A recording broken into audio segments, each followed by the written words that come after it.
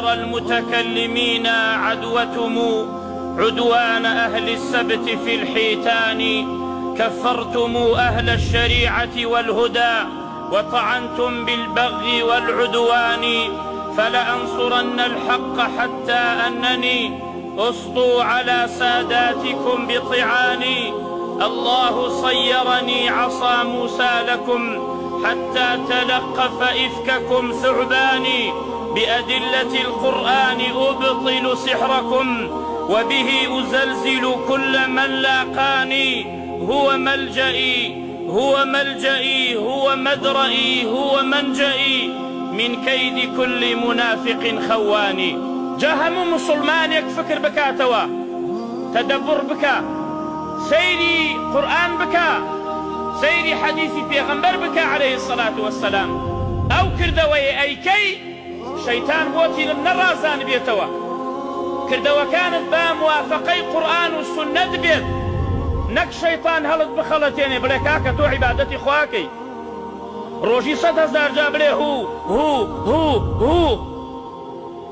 نتخلتيني دعاي بلي شتيكي شاككا من ذكركم همو شرك شيطان هالا دعايوا، وخصوصا بدعة كردن لدينا. اگر بدعة نكرد وثمان امجا كبائر بيكا كواتا بدعة كبائر قولتنا بدعة كردن لكبائر حكمي لقتل لزنا قورتنا وكروني أكين وإن شاء الله ببلغي قرآن وسنة. وخوشويسترين شد للاي شيطان لقتل لزنا للاي خوشويستر بيه باشتر بيه بو شيطان بدعة كردن لدينا وكباس يكين إن شاء الله. زور خوشويست للاي شيطان بدعة لقتل لزنا خوشويسترا. اما كردواري خومان وعشاري خومان كسي زنا بكا قيامتي لسر هلسينن، بلان إنساني مبتدع لدينا شد أليو بناوي دينا وحرمة الريزي ليجيريت أبي أو بوهان بيت، أبي أو بكرامة بيت، أبي أو حرمتي نجيريت، أبي أو بغز بكريت. والله عارخور وزناكار شري كم تلب ولا الشيطان وكو بدعة بدعة خوش ترى. يعني كسي زنا بك عارخ بخوا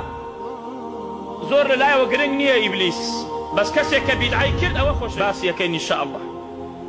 أقدار بدعة بين خاي پروردگار فرميت اليوم أكملت لكم دينكم وأتممت عليكم نعمتي ورضيت لكم الإسلام دينا. أمروا كالروجي عرفية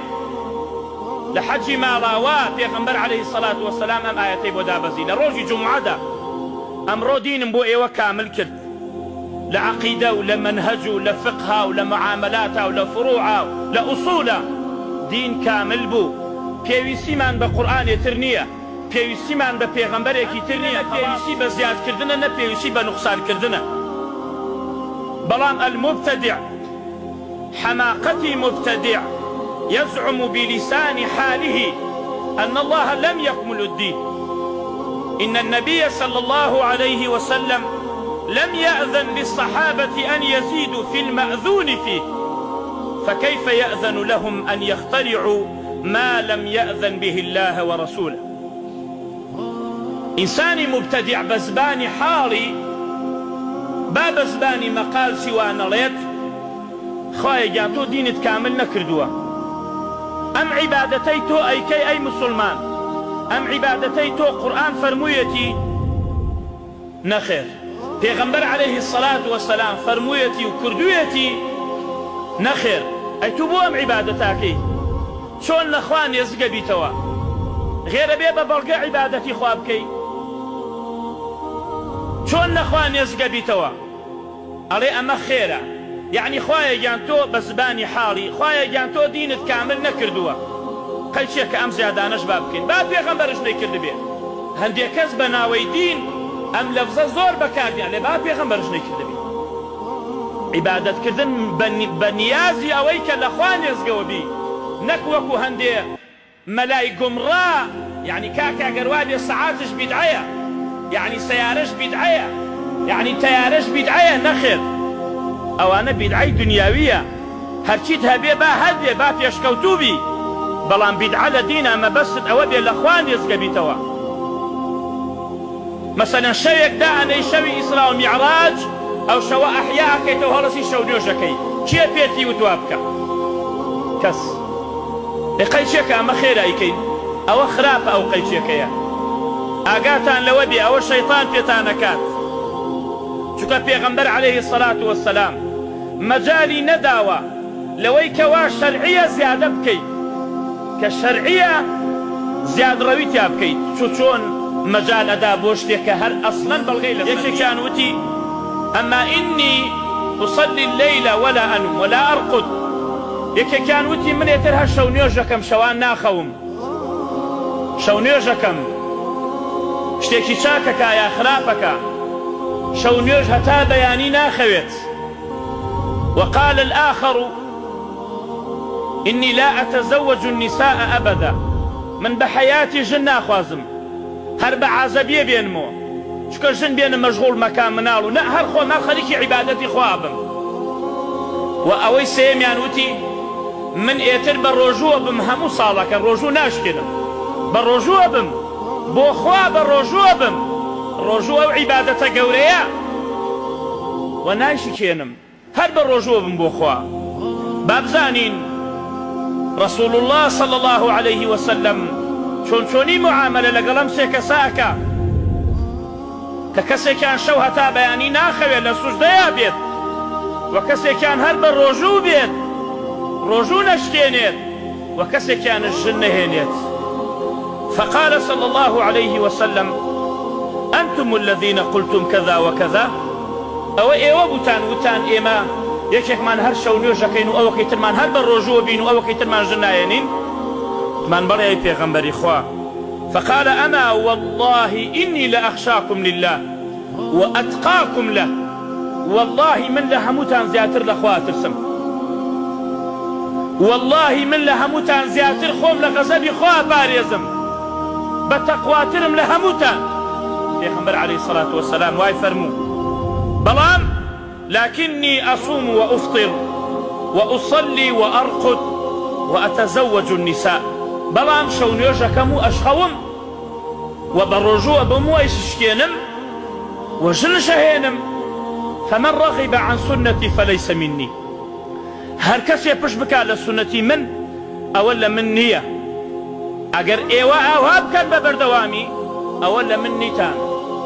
بيغمبر عليه الصلاة والسلام خو شونيوج شرعية خو بالرجوع قدن بلغي لسنة الشرعية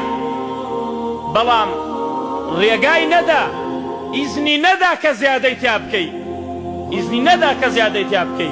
فرموي هر كسي وابكا أولا السنة منية أولا فشتي كردو ولا السنة من جاء قداري أوبين نلي قيتشيك أما خيرا إذني ندا بوشتي شرعي كزيادة تيابكري بوشتي نا شرعي بيغمبري خوا عليه الصلاة والسلام لروج قيامتشتا مرفوض اشتكا من عمل عملا هر كسي هر عبادة يبكى بنيازي أوين أخوان يسقوا بين ليس عليه أمرنا أمري شرعي لسر نبي فرماني بيغمبري لسر نبي عليه الصلاة والسلام فهو رد لروج قيامتها قبلناك ليلت خوايا جان ما بسم خير بو أو نيوجم كرد ما بسم خير بو أو ذكرم كرد ما بسم خير بو موليدم كرد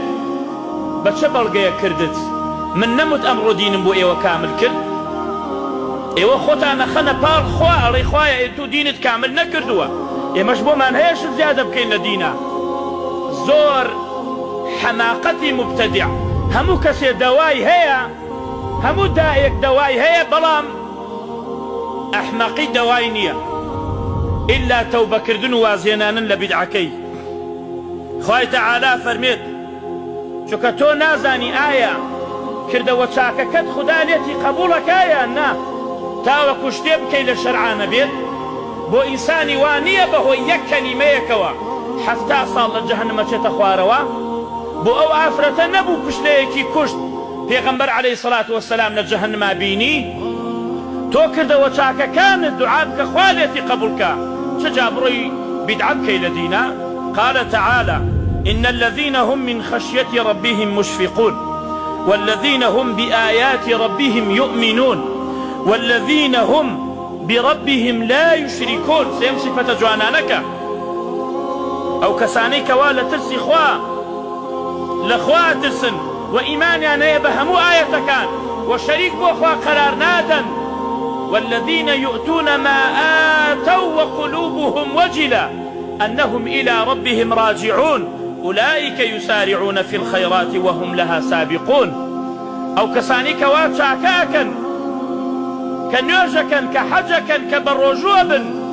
بلام لبانا وشا ودليان الارزين أتاوكو عائشة فرموي بيغمبري خوا أوانا زناكرانا أوانا وعالق خونو فرموي نخير أو كسانا كنيوجكا كبروجوبا كحجكا كزكاة بلام لواترسن خوا ليان قبولنكا لهمو جيان تاجاريكا رويبو حج أترسن لويك خوا ليان قبولنكا شجاشتي بكي الذين كبدعبي تو آية ضامنت كردوها بو خود كخدا نيوجي جمعة من لي قبولكات تابرو ان چوار ركعاتي نيوش بكين لدواي نيوجي جمعة وبلين اما نيوجي نيمرويا ايتو نيوجي نيمرو ناكين دو ركعات ام چوار ركعات لكيو هاول بيغمبر عليه الصلاة والسلام كردي نوم صحابة كرديان نخير مذاهب كان كردويان تابعي نخير ايتو بوها ما كيم چوار ركعات عليه من نيوجي نيمرويا طبعا لدواي نيوجي جمعة لپش سنها ما مصاو نيوشم كردوا هل وتويتي نويت أن أصلي فرض هذا الظهر 4 ركعات أداء إماما لله تعالى. فرض هذا الظهر وفرض هذا الجمعة يعني نروح جمعية 6 فرض ماني تو خدا آية أمن يجا إيمان لا إيمان قبول كام دانش نوجو قدرنا الذكرى حتى وكو شتي زيادة بخينا أقداري أو مسألة نبن وسيري قصي سلماني فارسي وأبو الدرداء بكن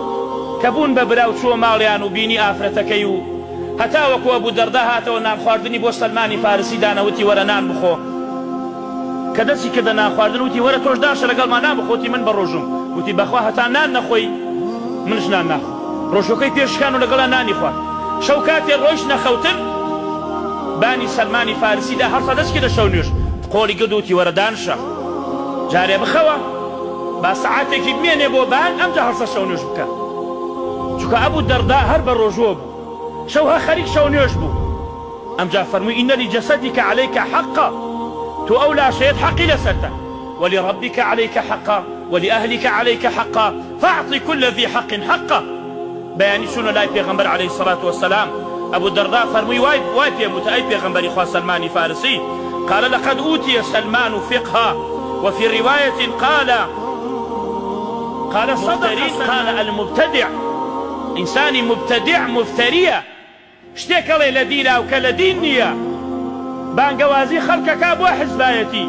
كحزبايتي لدينا نية بانقوازي خلقك أبو طريقايتي كطريقايتي لدينا نية ديني خوايك رقايك وأن هذا صراطي مستقيم فاتبعوه ولا تتبعوا السبل فتفرق بكم عن سبيله ذلكم وصاكم به لعلكم تتقون. والمبتدع متبع لهواه إنساني مبتدع دواي قرآن والسنة ناكوي دواي هوا وآرزوي خويا كوي بلام الله سبحانه وتعالى حصر الحكم في شيئين لا ثالث لهما بلام لقرآن دا خواي پروردگار عبادتي لدوشتا حصر كردوها حكم سيامي النية يا أوتا دواي قرآن والسنة كوي يا أوتا دواي هوا وآرزوي خوتا كوي جاهر كسي عبادتي كرت برسياري ليبكا اگر قصر عبادتكي بلغي قرآن والسنة هبو بخسر سر سرچواو او تواو اگر وتي بقاو أعلين واخمن ما مصاكم وايا ومن شيخكم وايا او متبع والسلام فرميت إن الله احتجز التوبة عن صاحب كل بدعة حتى يدع بدعته خواي پروردگار توبي إنساني مبتدع قبلناك حتى وكو وازل بدعكي أهينيت آية مبتدع وازل بدعكي أهينيت آية توبة أكاد يا شيطان كرد وقيبو الرازينيته أليم عبادته إن شاء الله تعالى باسي خطري أواكين كبدع للزنا ولقتل